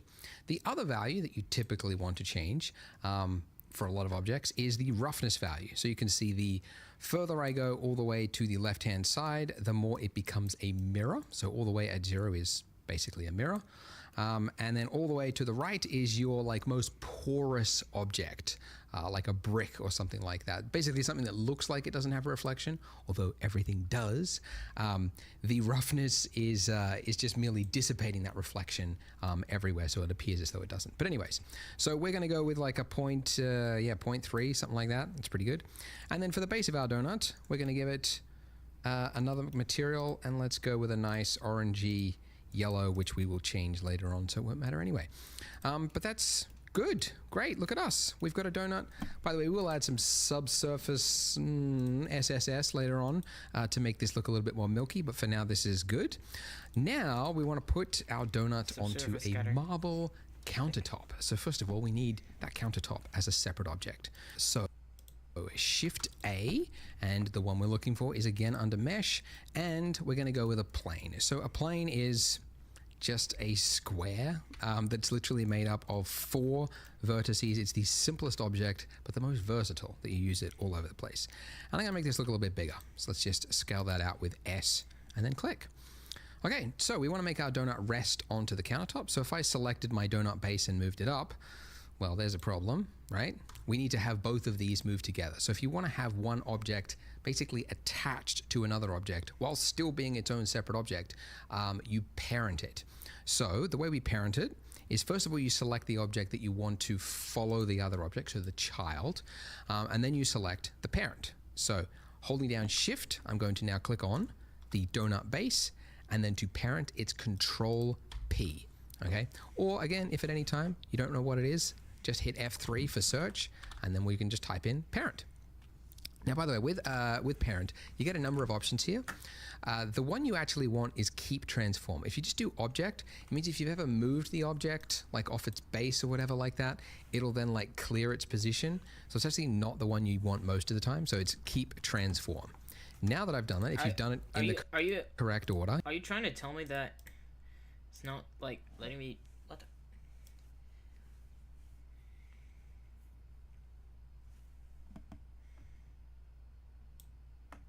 Okay, there we go. All right.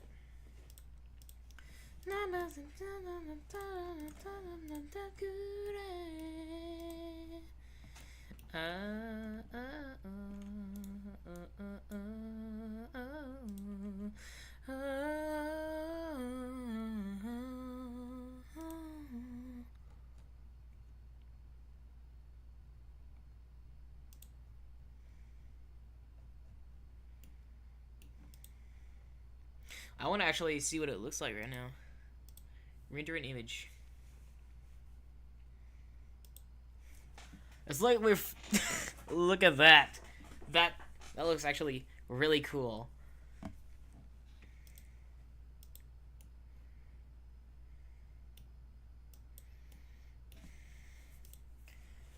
You should be able to select the base and then move it, and the icing should go with it. If it doesn't, it means it's probably parented the other way. So again, make sure the object you want to follow, the other one, is selected first, and then the parent is selected last. Okay. So now I'm going to move that up along its z-axis, so G, and then just middle tap and pull it up till it's resting on my counter. Haha, lovely. Now don't worry about this looking like cartoonishly bad in terms of realism. I'm going to show you a button later on, which is just going to make this look phenomenally realistic. That's going to be in some later parts. But for now, this is fine just whilst we work and piece the scene together. So for our countertop here, we need to give it a new material. And then underneath the base color, you can select not just a color by clicking the color, but the little dot next to it, that little yellow thing doesn't look like a button, it is. If you click that, you get this this pop-up or pop-down in this point, which just gives you a number of options. And the one that we're looking for is image texture. So essentially, it's replacing that import from a flat color to an image texture property. And it's now black, and it's asking you what image texture. So we need an image texture. Now we could go to just Google Images and just find any old marble texture, download that. The problem usually with textures on the web is that what most people call a texture is not ideal for 3D. Most textures are good for websites, but for 3D, we need extra information to tell the 3D software how the material property looks. Like, how does it reflect light? What do the bumps look like across the surface? And all that information is never available on these sites. So to find those textures, you have to go to a separate dedicated website. And the website that I recommend is Polygon. And the reason I recommend it is because it's mine. It's my website. That's why I recommend it. No, I started it 8 years ago because I was pretty dissatisfied with the quality of the texture websites that were available at the time. So I used my YouTube money to invest in a team and some high-tech equipment. We went out into the world and we scanned stuff to a very high quality standard. And over the years, we've grown it to include models and HDRIs as well. And obviously, a lot of this stuff is paid, but we also have a free range. And obviously, we're going to be using a free texture for this part. So this is the free texture. This is the one we're going to use. And first of all, although it is free, you do need to sign up for an account. So you can just sign up with Google. That's usually the easiest one. It's a couple of onboarding questions. I would like to actually know how you, are you a professional? Are you a student? That's kind of interesting.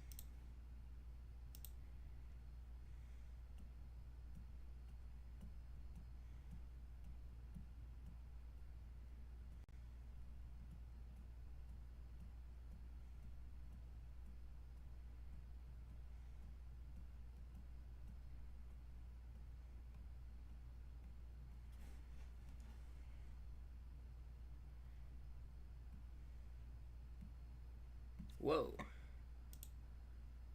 That was weird. Okay.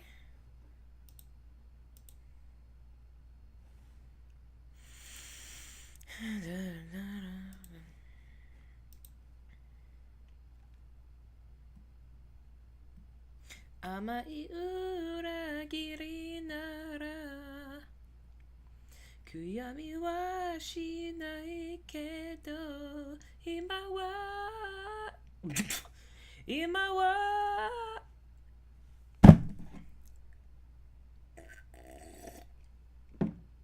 T Ima wa Gatsby woman in the sky high Manazashitoku Gatsby woman itoto wa madoranai.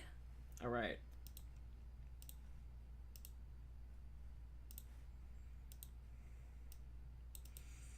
Hopefully I can make a cover of that soon. I'll do the Blender add-on later. Oh no. To me to know that. And then when you get to here, you're just going to say continue with free account. But power through that, and if you click the link in the description, again, this is the marble, and we just want to hit download. And you'll see in the bottom right-hand corner, it's downloading. It is a large size, but this is because it's 8K, and we've got maps at like 16-bit depth to get all of that accurate information there. But once it is finished, it'll just appear in your downloads. Then you just unzip the zip file as you would normally. And then finally, you should see some glorious high resolution images and Because I would like to actually know how you, are you a professional? Are you a student? That's kind of interesting to me to know that. And then when you get to here, you're just going to say continue with free account. But power through that. And if you click the link in the description, again, this is the marble, and we just want to hit download. And you'll see in the bottom right hand corner, it's downloading. It is a large size, but this is because it's 8K and we've got maps at like 16-bit depth to get all of that accurate information there.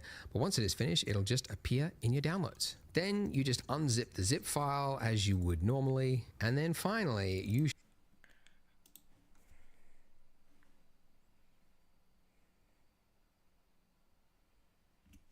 I think I should go to media, then add new folder, name it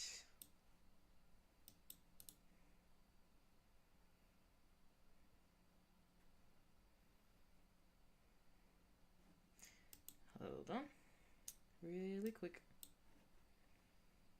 Just tiny little thing that I'm doing. Just gonna move this over here so that you don't see my damn files, you nosy.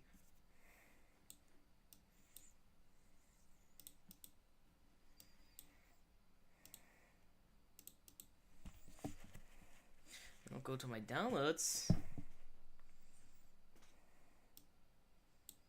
Then from here, I can put these. And I'm going to name this new folder Blender shit.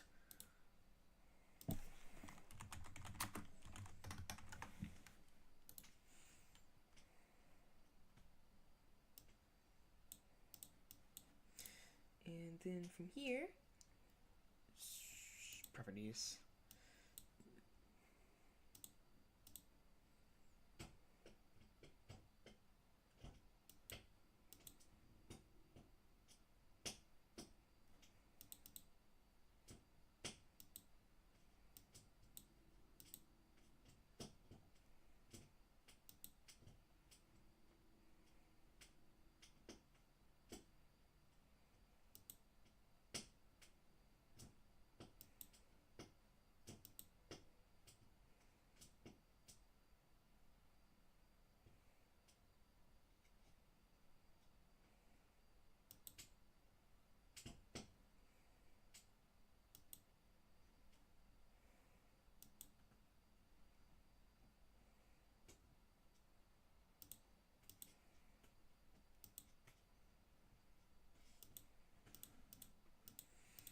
Alright, it should be here then.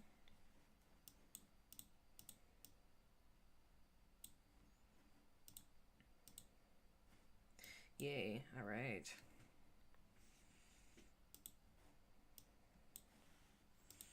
Then you should see some glorious high resolution images and ones with extra information like roughness. Very, very subtle, but will come through when we do the render. So back into Blender where we've got that image texture, we're going to click on open. Then navigate to where you unzipped it and then just click on the one that ends with COL in the name and then just hit open. And here it is. Okay. And it looks great up close. Only problem is, of course, look at that reflection. So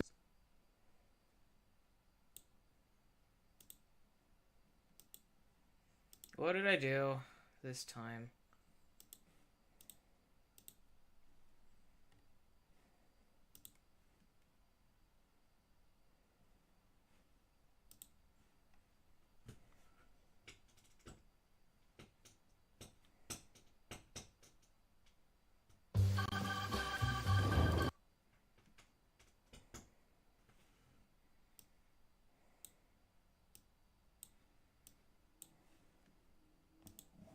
this is where we finished at the end.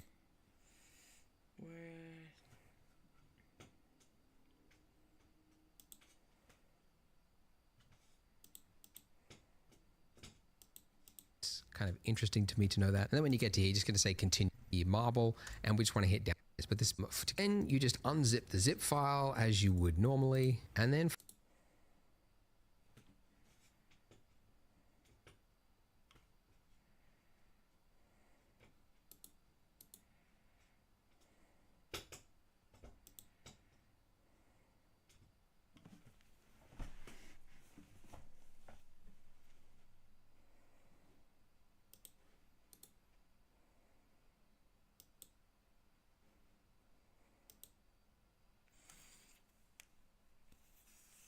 Yay! All right. Maybe put this over here. Make it small.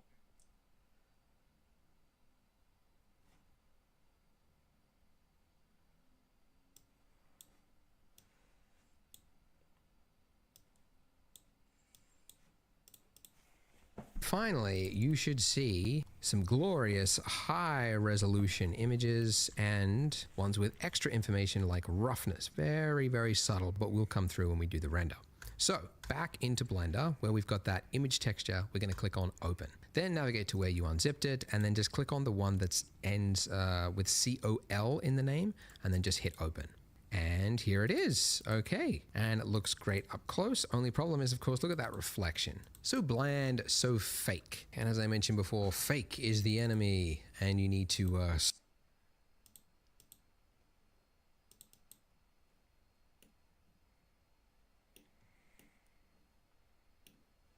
squash it by just adding variance. So that's where our roughness map is going to come in. And while we could try to add it in here, this section on the right hand side, it's actually not where you do most of your material work, because this is kind of like a simplified, dumbed down version. It doesn't really, it gets a little bit complicated when you try and add too many things to it, because there's like too many menus and drop downs and all that kind of stuff. So instead, if you go to your shading tab at the top of the screen there, this will change the layout of the screen to something completely different we haven't seen before. And lots of windows, actually too many. I never actually need this one on the right hand side. So where you just mouse over where you've got the divider and then just right click and then say join areas. And then you want to join it to the left to close it. And then I'll do the same here because I've never needed those on the left hand side. So I've just got my view at the top here and then this one here. And the reason, by the way, this looks different than what we had before is because this is the material preview, but you can change it back to what we had before by clicking that. So material preview, by the way, it's the same. It's a rendered mode, but it's using lights, a different light setup. Basically, just an HDRI, which is like a fake kind of light and reflection map, just so that you can quickly preview materials. And really, you could use either or. They both kind of show the material, but yeah, let's use this one. Okay, but the bit that we're looking for is here. So this section here is your node setup, and it's actually an exact duplicate of what we did over here, because this on the right hand side is the simplified version. If you're just doing like a quick change, you might want to use this, but over here this is what's actually happening to it underneath the hood, right? So you can see as I change this on the right hand side, that is also changing there, so they are linked. So the way nodes work is basically a left to right function. So we start over here with our image texture, it goes into our shader, which is the material for this plane, and then it comes out into a material output, and that's what is fed into the final shader. So essentially we could do anything, like for example, and this is one of the value of nodes, is between these two nodes we could add another node. Like for example, I could hit Shift A to add, again, same hotkey, works everywhere, and then I could add in like a hue saturation value node, and then I could change the hue of my marble to look blue, right, or something else. So that's the power of nodes, and you could just keep going, adding in adjustments and everything you want. So nodes, very, very flexible. They do look daunting because they get all these like, you know, squid looking lines going everywhere, but it's very, very convenient, very customizable. Okay, but we want to add something to our roughness so that we don't have a flat single value roughness, which is what that is currently. We want to use that map that we just downloaded. So one, you could hit Shift A and then add an image text this way, but actually we could also just drag out from that input there and then just do a release, and it'll now say, what do you want to add in this input? And we could type in image texture color and then hit enter. Then here, go to that same place that we unzipped it, and then we're looking for the one with roughness in the name. So roughness in the name, and then hit open. Okay, so this is better, right? You can kind of see we've got some detail there, but it doesn't look quite right. Something is not going right. It's because when you add an image texture, Blender doesn't really know what type of information it is yet, and by default it's looking at the color information, even though there isn't really color there. So instead we need to tell Blender this is a special map and we're just looking at the values, right? So essentially the color space here, we need to change it from sRGB, where it's a standard photo color, to instead non-color data, or just non-color, I guess they've changed it. But now you can see that looks correct, right? So look at all that. We got scratches, we got smudges. It's infinitely more realistic than what we had previously. So beyond that though, we could also add in little tiny bumps, okay? So bumps are in a place you would not expect. There's not a bump value here. It's actually under normal. So normal, you hear that word a lot in 3D. It just basically means the face, which direction is the face pointing, right? So if this is your face of the plane, you're pointing this way, that's the normal, right? But you can change the normal information to kind of tweak it to pretend like there is detail in that, okay? Essentially, we can plug in a specialized map called a normal map. Okay, so we're going to drag out from that normal map and then release and then image texture. That's the last use thing. That's the one we want. I'm just going to click color, then drop, and then hit open. Go to that same folder, and then this is the one, the purple one. It's the weirdest looking map. You always know you're looking at a CG texture map directory because it's the purple one and it's got NRM in the name for normal. And hit open. And just like before, it's not going to be correct because it thinks this is a color image texture, just like for photos. So we need to change it again to non-color data. And now you would think that would fix it, but no, it looks even worse. What did we do? The problem is we need to convert this image texture into something this can read. So we need to put another node in between here. So the node is found under Shift A for add, then vector, normal map. So click and then just drop it here so it highlights between it and then just drop it.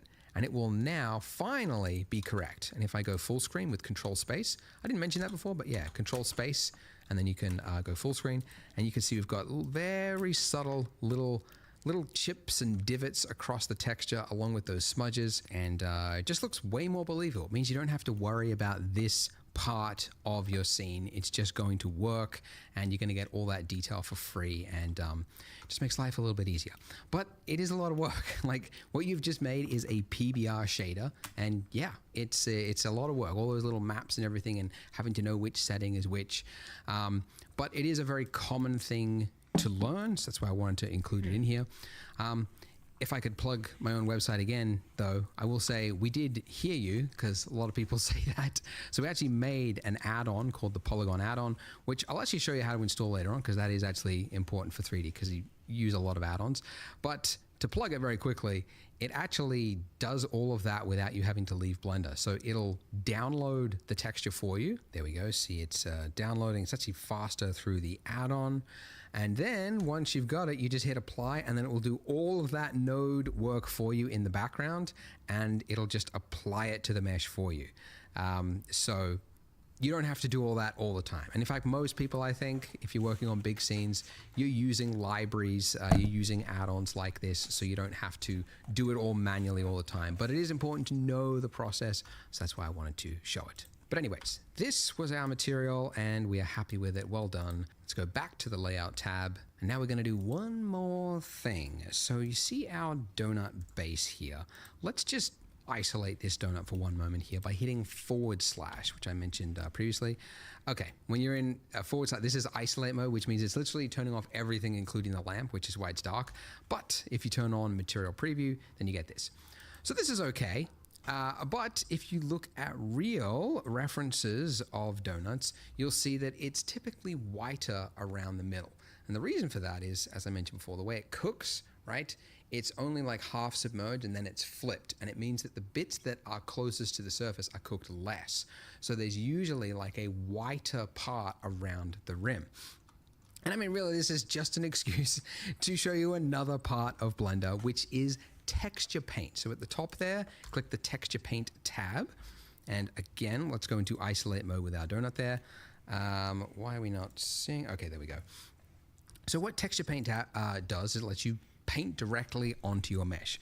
But if we try doing it, you can see nothing's happening. And it does give you a warning at the bottom, missing textures detected. So to paint, you're painting into an image and the image doesn't exist yet. So we have to give it one. So go to the material tab. And then here where we got base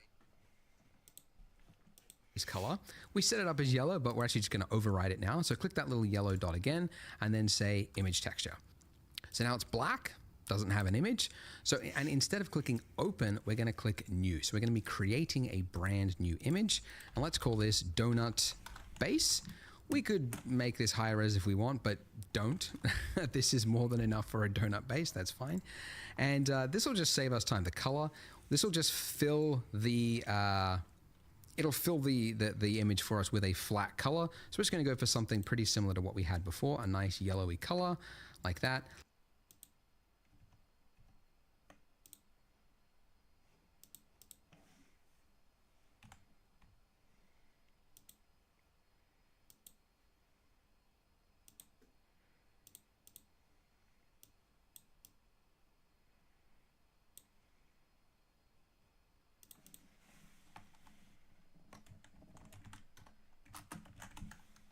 Donut base.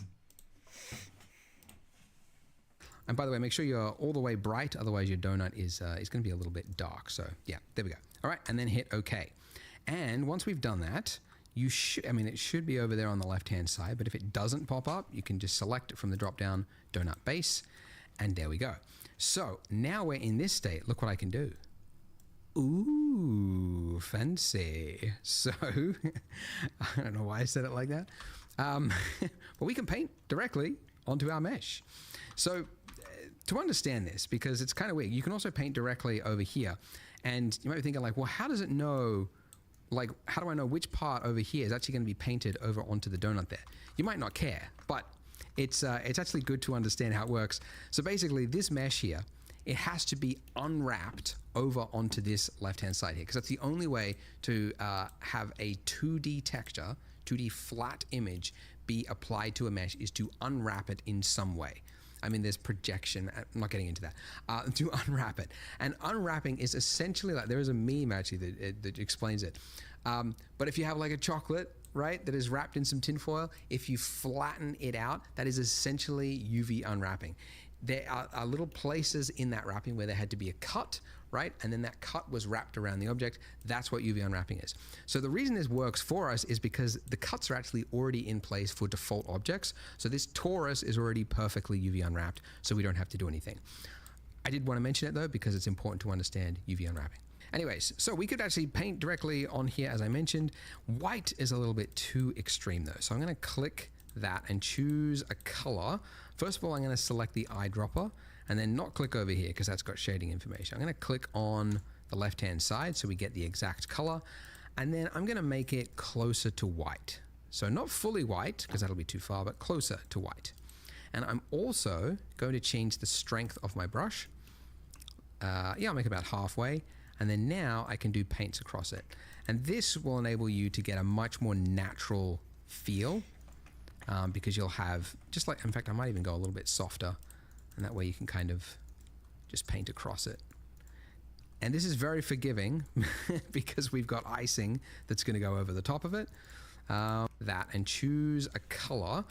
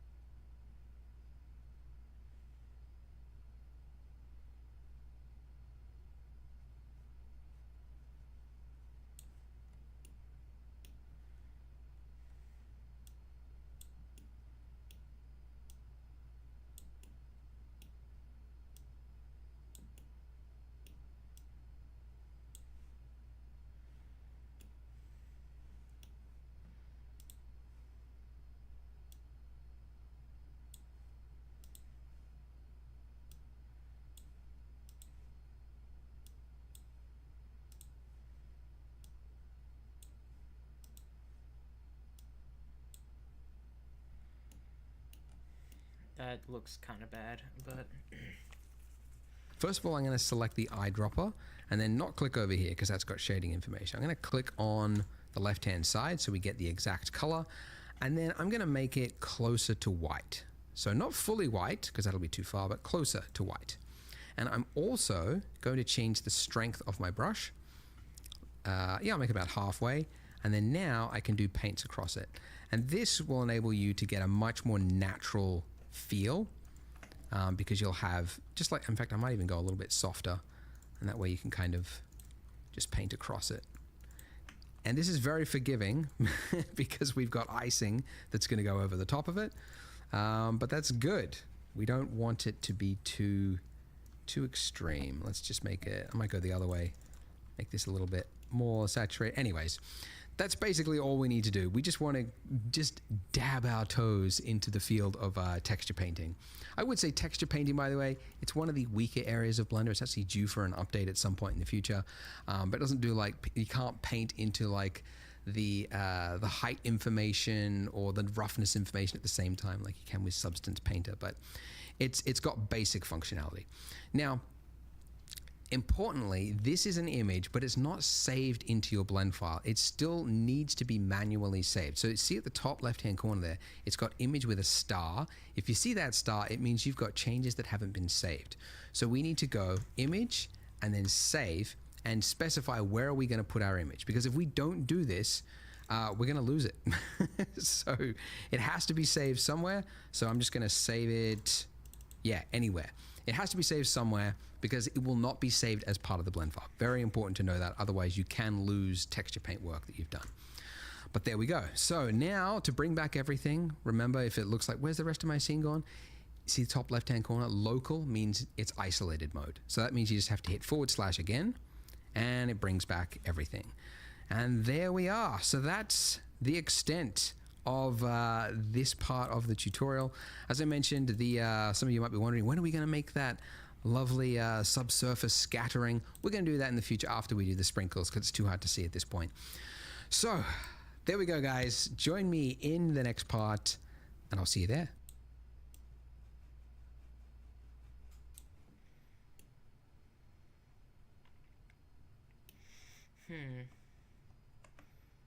Mine looks kind of bad.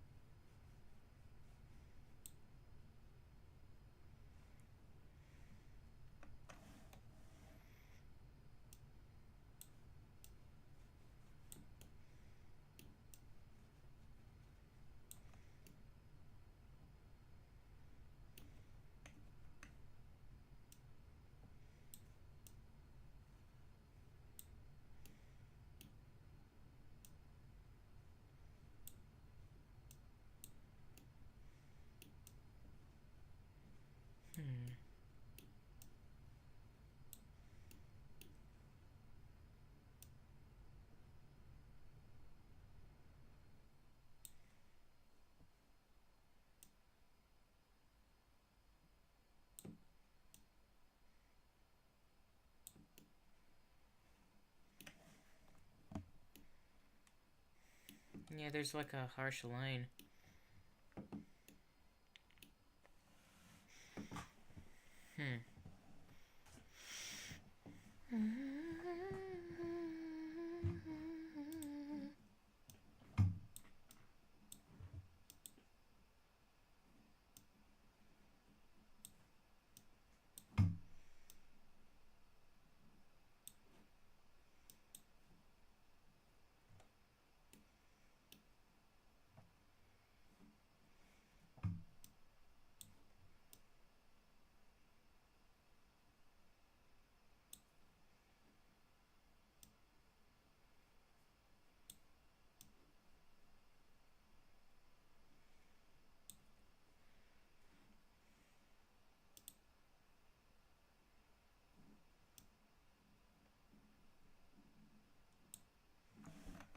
Oh, okay.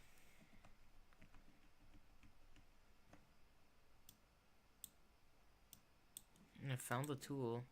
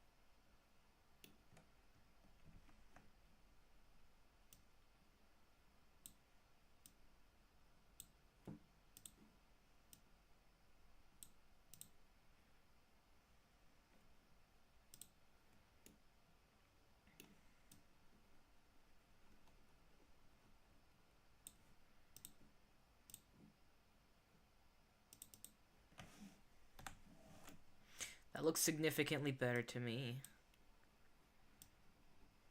Like, yeah, alright. So, yeah, I think I'm gonna stop here. It's been a 2-hour stream. Wow. It's a long time. And it's currently 11 p.m. for me, as you can, well, as you can't see it down there, because the little window is covering it. So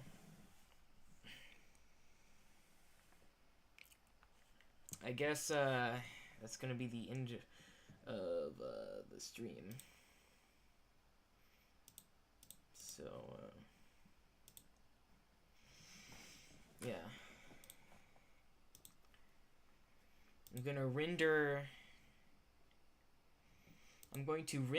that this image that we see here, right? I'm gonna render it, and I'm going to post it in my Discord, so you're gonna have to join the Discord in order to see it. I'm gonna change the camera location though.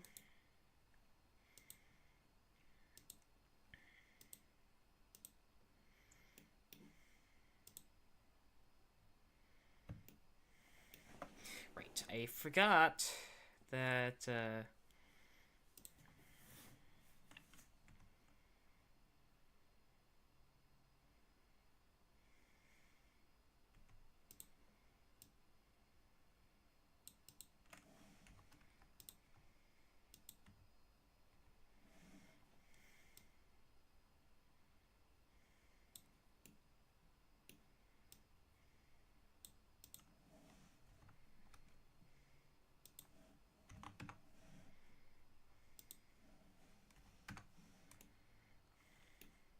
I'm gonna make the camera face it head on.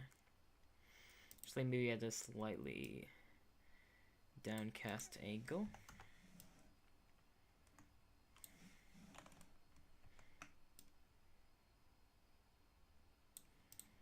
There we go. Render that. Nope, that's too high. Render that. Yeah. Let's go. Alright. Final render. Way too low.